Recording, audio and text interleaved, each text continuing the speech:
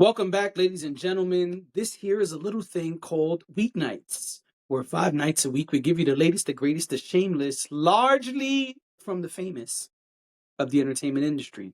I am JD, aka He Who Pods, no glasses today. So, Dash will be joining us in just a moment, but first, let's get to some other stuff, things, topics, all of the above. So, something that I saw reported on a few places, but I hadn't seen many details on. I'm going to report on from somewhere that had more details, but still not a bunch. Deadline is reporting something I think is really interesting. We continue to talk about AI on this platform and the ways it's being incorporated into different parts of our lives, different parts of entertainment, etc. According to Deadline, toy maker Mattel is teaming up with OpenAI to develop AI-powered products and experiences based on Mattel brands. The Barbie, Hot Wheels, and Polly Pocket creator says it will use OpenAI's technology to, quote, bring the magic of AI to age-appropriate play experiences with an emphasis on innovation, privacy, and safety. I probably did not need to do this for each thing, but yeah, that's what they're saying. They're going to bring the magic of AI to age-appropriate play experiences with an emphasis on innovation, privacy, and safety. Their first product is expected to be announced later this year. That is really interesting. And so it says it's also going to be smart toys and games. So we got smart toys, games, and experiences. That should be really interesting. So maybe they'll have some kind of Barbie event that goes on and AI is powering different parts of it. I think this is really interesting. This is really innovative. I would be cautious about purchasing this for my child if I had a young child or an age-appropriate child. I do like that they're saying they're going to make it age-appropriate because we know there's no real regulations on what AI is doing. So if they can hone in on making it appropriate for certain age groups, I do think that is a plus. But I think this is super interesting and innovative. I applaud them for trying to make this leap. I think it's a great idea. I just said, don't go buy the first one. Let that first wave go. See how that goes, and then maybe copy your kid the second wave. But I could see where this will completely sell out and do wonderful things for the dollars. The bottom line for both OpenAI and Mattel, because people are probably going to want these products really bad, just because they are like the new thing. They are the first to market to do this that I know of anyway. At least in the United States. I have seen some similar type of things overseas, but not necessarily from a big brand like this. And so I think this is really innovative. I think this is really smart.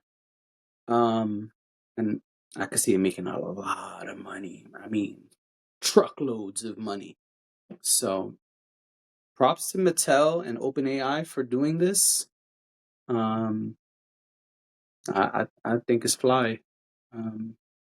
But I do approach with caution. And speaking of approaching with caution, let's head over to IMDb so I can back up some of the things I would like to say here. So I saw the movie Ballerina. If you don't know what Ballerina is, it is a spin-off of the John Wick movies. This is the first movie that's been stamped as a spin-off from the John Wick movies. It stars Ana de Armas, and there's a lot of people from it. You got the Winston character in there. You got the director of I forgot what the ladies ballerinas and protectors are called, but she's in there. They say it. They have a name. I can't remember off the top of my head. They say it in there. Who else is in here? Lance Reddick. I believe this was his final role before passing. And so that was really cool to see him once again. There are lots of familiar faces in this film, including Keanu Reeves, who reprises his role as John Wick once again. And so if you have not seen Ballerina, it's been out for probably 2 weeks now. If you haven't seen Ballerina, then I'm going to say you should probably stop watching this until you see Ballerina and come back. Today's June 17th when I'm recording this. It's been out a week and a half. It came out June 6th, if I'm correct, actually looking at the calendar. So just under 2 weeks. I try to give y'all some time to go watch it. But if not, spoiler alert, definitely, y'all should go watch the film and come back. And that's where I'll start. I did not do my breakdown, which I probably should have before reviewing this, but I didn't even think about it. For those who don't know, I have like a chart I use now to break down each category of the movie and get me a better overall score. And so I'll probably circle back and add it as a excuse me, as a graphic later on, or if not, me and Dash will probably talk about it when she comes back from the recovery house, because I know Dash also wanted to see Ballerina and talk about it. So maybe we'll speak about it more. Then I'll have that info for y'all. So Ballerina tells us a really interesting story about a little girl whose dad was killed by like this weird group of people, and then she's taken to the Kikimora, and that's where she's raised. And so Eve is raised there, and so later on Eve goes on this revenge plot to avenge her father, and many things happen in the midst of that, right? And so I'm trying not to give y'all like every detail because I still think y'all should see the movie. I don't really have many complaints about this movie. I thought it was good. I thought it was better than John Wick 4 because there was actually a story and it was not a long film. Where like John Wick 4 was 3 hours of fighting. I don't ever need to see 3 hours of fighting. Yes, like the John Wick movies, it was a one-man army kind of movie. That's what you expect when you see those kind of movies. Like, the movies of old were the same, right? Like, there's plenty of old movies like that Sylvester Stallone did and Arnold Schwarzenegger did. They're still doing some of those somehow. But anyway, so it's that kind of movie, right? Going in, this is the one-man army kind of movie. And so that's cool. The only thing that kind of annoyed me about this movie is she ends up fighting like a whole town of people. And we know she's good, but not that good, because also John Wick kicks her ass in the one fight scene. He kind of pins her or beats her multiple times in their short fight scene towards the end of the movie. And so it's kind of whack to me that this person who's a good assassin, but not a great assassin in comparison to some of the people she's going up against, was able to survive and basically defeat a whole village of people. That's the only complaint I really have, but you kind of expect that in a one-man army movie, so it's kind of like a give and take. Like, I have mixed feelings on it, but even that for me wasn't the end of the world. Great cinematography, great special effects. The fighting is realistic in the sense that, like, they even let you know from the beginning, you're a skinny woman. You're not going to be able to defeat everyone if you allow them to dictate the fight. And so basically that's part of her training, which I thought was really cool, because I remember movies like Salt, for example, with Angelina Jolie. It's like this pencil of a woman just dominating 6'5", 6'6", super stocky 300-pound dudes with ease. And so that's not the case here. You see her getting her ass kicked. You see her struggling. You see her using different weapons and random things in the, just whatever is near her. Like, oh, word, I'm going to take this bottle of solution and squirt it in your eye. And then I'm going to, oh, these glasses, I'm going to take off the point and shove it in your throat. That's an example of the kind of thing. She kind of just using whatever's around her to fight and win the fight. And some other people are doing some of the same things because she's going up against similar people as far as like the training, right? And so I just think that was a really cool aspect of it. I was cool with John Wick being in it. In the trailer, they make it clear he's making an appearance, and I thought that was cool too. Like, he sees her early in the film, have a quick exchange, and I thought that was good. I was disappointed that John Wick is like actually in this movie and fights her and all this other stuff. And I was like, oh, so you really, really wouldn't let this be a full movie about her. We had to rely still on John Wick. I guess we'll see later on if that was wise or not as far as the box office, goes. I don't think you need to rely on John Wick being in the movie so much for the movie to be made and to be successful. That's just my opinion. I'm not saying this is a fact. He did his thing. It was, the usual John Wick stuff. He kicked ass. and that was cool too. Yeah, so it was cool. I don't know. Again, I don't have my chart ready just yet. I'll work on that, but probably going to be a high score, probably somewhere between 7 and 8. Uh, I don't know. I have to see how the numbers average out on my chart, but yeah, I thought this was good. It's something I would rewatch. Where I feel like they didn't put this quality of work into some of the later John Wick films.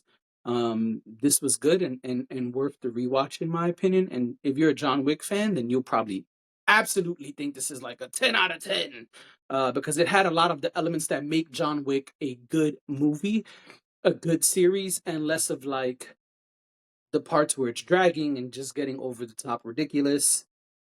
It was good that they kept this on the shorter side, and then even in the film there are some plot twists that you may not have seen coming. And it was cool to see dude from, I don't know his name, let me pull up his name. It was cool to see dude from Walking Dead be in this movie. I won't say exactly what he did in this movie, but it was cool to see him be in this movie. His name, the actor's name is Norman Reedus. It was cool to see him in there. It was nice to see him in a different role outside of like a biker movie and Walking Dead. And I also got to see an old favorite of mine. If you've ever seen The Usual Suspects, Gabriel Byrne, yeah, I think that's how you pronounce his name. He's in it. Just want to make sure I'm saying the correct. Yeah, he plays Keaton in The Usual Suspects. He's been in a lot of movies, but that's immediately what came to mind when I saw him. I'm like, oh, is that my man from The Usual Suspects? It was. So yeah, good movie. I appreciated it. And if this is what they're gonna do with the John Wick series moving forward, films like this, then I'm cool with it. Where I think this is one of their better outputs. I think like, what was the show? The Continental? Oh, what a waste of a show. I was not a fan of that. Um, I think that was a waste that didn't need to come out. I know they have the High Table coming out soon, which I'll probably check out. But I just feel like if they can keep this type of quality on the output, then they may be able to build a bigger universe and keep it interesting and entertaining and worth people coming back to either this TV show or the movies or whatever. So I think this is a great project compared to Continental and John Wick 4. I think this is showing that we can get on the right track and we can start to build a universe outside of just John Wick himself. I will say, last thought, if they do a sequel to Ballerina, they probably want to have less John Wick, because if you have to have John Wick play a big role in every movie, it's probably not worth it to continue doing it, because I know for me personally, I don't want to keep seeing John Wick in everything. If you're establishing something about someone else, well, then I want to see that someone else and their journey, not them relying on John Wick to help them or save them or whatever. Um, and let me just be clear. I know I said last thought, but I just want to be clear. I'm not saying John Wick is in most of the movie, but he does play a significant role when he's there. You know, it's John Wick, it's his series, so they made sure when he does come, he plays a pivotal role. That's what I'm saying. And I'm saying that even though he wasn't there for like 90 minutes of the, I don't know, 100 minutes that he's not there that long, but I'm saying even though he wasn't, when he was there, he becomes kind of the focal point of the movie. And I don't think that should be the case for this spin-off. So if they do Ballerina 2, which they left it open to doing, I hope that that's not the case. So that's my review. And now for our Dash topic of the day. What we got, Dash? With me, Dash. Yes. Physics. Yep. Still here in a limited capacity. So, Ashanti and Nelly. Ashanti and Nelly. Nelly and Ashanti. Nelly and Ashanti. Because that's what it said, right? Let me just double check. Because I think even that is funny. I'm sorry, I'm totally stealing your thunder. Please, go ahead. I mean, I wasn't giving the title. I was just saying their names. Oh, I apologize. And that's why sometimes a co-host just gotta shut the fuck up. So Ashanti and Nelly are doing a reality series, which I don't know how I feel about this. All right, so Ashanti and Nelly have been very much in the news, if you will, in the media for the last few years since they reconnected. Even before they reconnected, when people thought there might be, once that versus happened, Right. where people saw them embrace, interact for the first time in years, Yep. um, everyone shipped them. People really wanted to see them together. And lo and behold, they got together. They've been all lovey-dovey here, there, and everywhere on stage. They've had a baby since reconnecting. They got married Um, too, no? they got married. Yeah, it was weird. I couldn't remember for a second, but but yes, I believe they did in fact get married. Um, I think the reason why I'm always confused about that is because they got married like on the low low and didn't tell everybody right away. It was just something that kind of came out in an interview one day. Ah, okay. So I think we talked about it here, but they have decided to do a reality show with Peacock about their relationship, their love, and their day to day with one another, how they are merging their lives. I mean, they're two big, big personalities, people with big jobs, and Mm-hmm. that requires some extra effort to keep it all together. So Peacock is featuring them in, I believe it's a limited series, but not totally sure. I don't know how many episodes it's been ordered for. My guess is probably somewhere between 6 and 10. And yeah, reality show of Nelly and Ashanti. What is it called? Remind me, please, because I don't have it in front of me. So it's called Nelly and Ashanti, semicolon, we belong together. We belong together. I think it's very ironic that the title of their show is a Mariah Carey song and not an Ashanti song. But all good in the hood. I clocked that as soon as I heard it. I was like, why they didn't use one of Ashanti's songs? Right. So Yeah. I pulled up a press release here. Uh huh. It says Nelly and Ashanti's love story is one for the books, and they're telling it all in the new Peacock original reality series, Nelly and Ashanti, We Belong Together. All 8 episodes of Nelly and Ashanti, We Belong Together drop on June 26th, Oh, exclusively it's on 8 episodes. Peacock. Okay. Next week. You gonna watch this? I don't have Peacock. Okay, It's don't do easy that. out. Don't no, don't. We're not doing easy outs right now. What's the real answer to the question? If you had an opportunity to Um, watch this, if Peacock sent you the screeners, would you watch it? for the purposes of this podcast, sure.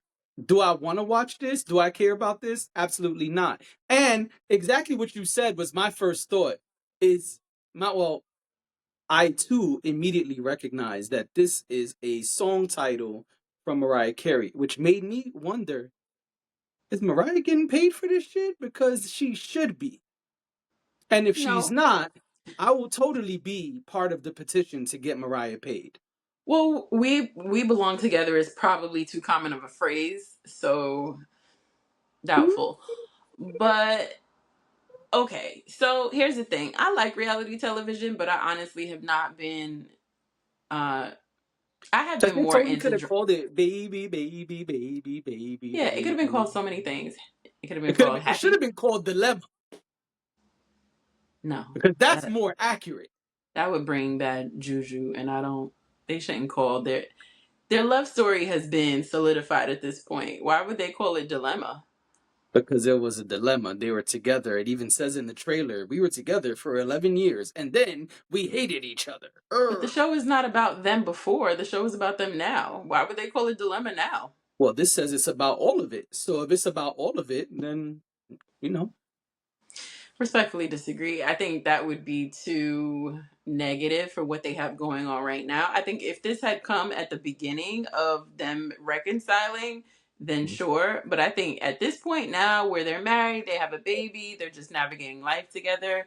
I think it would be a little bit too late to call it dilemma and have it ring true, unless there really are problems in their relationship. And I also don't know if anybody would want their show called that, even if they were having problems, because it just sounds really bad when you think about it.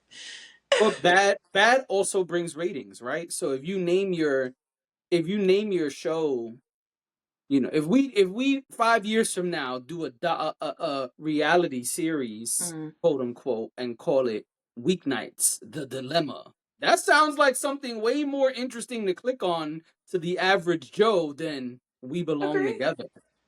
No, absolutely. I think it depends on what you're trying to portray, because that's the first thing people will hear. If Yeah. they're trying to portray something positive and something loving, then dilemma is probably not going to be the right choice. It's not to say it's not a good marketing choice, but I think for them, if for people who are just trying to share their love, if that's what this is, then I don't know. I don't know if that I don't know if I see them making that choice, is what I'm saying. I'm not saying that it wouldn't bring people in, cuz I'm sure it I was would. just I was just speaking to the song track title thing of it No, all, I you get know. it. Yeah. Yeah, no, I get it. Listen, I'm not a big reality show watcher at this point. However, I do still catch some of them. And I could be convinced to watch something that is good. But I also want to be honest about something else.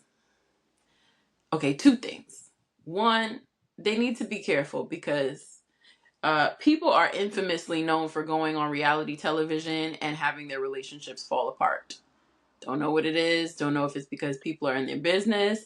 Don't know if it's because you just can't handle the pressure of like having a public relationship that is also actually very much real.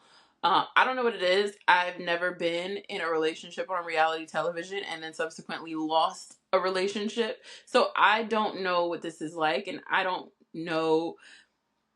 Yeah, we could say that like curses aren't real or whatever, but the reality, pun intended, is that this is a thing. There are a lot of couples that have had a reality show that are no longer together. That is just a fact. And that may just be the numbers um are aligned with this argument's favor. So there's also that. Well, in the end of the trailer, Ashanti Mhm. says, "Till death do us part." Yeah, they all say that. They all say that. And I hope that I, I hope that you calling cap. I hope that it's true, right? I hope that, you always hope that people stay together and people will have the relationship that they want. As long as it's happy and it's healthy and safe, why not? So I don't think there's anything wrong with that. What I will say about me though is, like, I think it's great that Ashanti and Nelly have found their romance anew. I think it's great that they've blended families and all of that. But honestly, I don't care. Man, you read my mind because I was gonna say we're making jokes and talking about the relationship, but as far as this show, do we care? Because I I don't don't care. care. I don't care. I mean, it And my exists, cap right? thing is a joke, for Yeah. podcast purposes. If they stay together forever, cool. I don't see that in their future, but I'm nobody. I'm not a matchmaker. I'm not Cupid. I don't know shit. I just don't believe when anyone says "till death do us part" today. That's all. I hear you, and for me, it's just more of like, it is really difficult. Like, any relationship is difficult, right? Like, Yes. it requires a lot of effort, a lot of work, but then you magnify that by putting it on camera, or just being a public figure and having to navigate that and all of the things that come with that. I just Aside from that, though, for me, I'm just like, I think it's great that they're together and they're happy, but I don't have anything else for them. Like, how far do we need to follow this love story before they just quietly enjoy their lives? For me, that's where I'm at with it. I'm like, Okay, fine. I could be convinced to watch this show just because we do this podcast and I'm curious. Um, but I could be convinced to watch a lot of things. That's not that's not a big that's not saying much. Oh shit, that was funny. That's not saying. I mean, we do a podcast about entertainment. There are plenty of times where Right, we listen or watch or consume some sort of media that we didn't really care for. Like right. that's pretty But we common. but we got a gig. We got a gig, and also, I would like to prioritize the things that I actually do enjoy. Right. And so I don't have any beef with this. I think this is But you also fine. don't Get your got 8 check, episodes for them. right? And get your check. Okay, Right. let's Oh be yeah. clear. We don't want to Get stop your the money, coins. honey. Right. Exactly. If listen, who doesn't want that NBC Universal money? Right. Who Gladly. doesn't want those coins? I'm not gonna complain about them making a show because it's an easy buck. All they gotta do is live their lives and let people come in with cameras. That's Right. fine. There's nothing wrong with that. I do think it's interesting. Nelly has had a reality show before. I don't know if Oh yeah. Ashanti's ever been on a reality show, but yeah, Nelly had a reality show. Might have been on VH1 or E, um, I with him must and have his missed it. kids. Oh, lovely. Yeah, so he's no stranger to reality television. I feel like Ashanti did some sort of reality show back in the day too, but I can't remember what it was, and maybe I'm wrong about that. Maybe that's not even true. The point of the matter here for me is that I just really I think it's okay if they just kind of quietly enjoy their relationship and enjoy their family, and that's it. I don't think we needed this, but get your coins.